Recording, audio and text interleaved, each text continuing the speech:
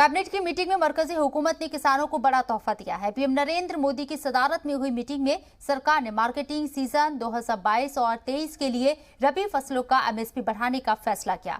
मरकज ने गेहूं, बार्ले, चना, मसूर, सरसों और सेफ फ्लावर का एमएसपी बढ़ा दिया है। सबसे ज्यादा मसूर और सरसों के एमएसपी में बढ़ोतरी हुई है। इसमें 400 रुपए का इजाफा किया गया। इसके बाद चने के एमएसपी में सबसे ज्यादा यानी 130 रुपए की बढ़ोतरी हुई। सेफ फ्लावर का एमएसपी यहां 114 रुपए बढ़ा है। वहीं गेहूं और बार्ले का एमएसपी 40 और 35 रुपए बढ़ा है।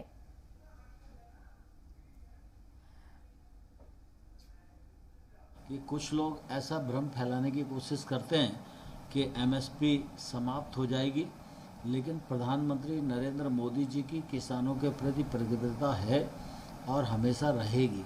प्रधानमंत्री जी ने आश्वस्त किया है एमएसपी थी, है और रहेगी। और लगातार कृषि सुधार कानून आने के बाद भी एमएसपी की दर बढ़ रही है, उत्पादन बढ़ रहा है और एमएसपी पर खरीद बढ़ रही है।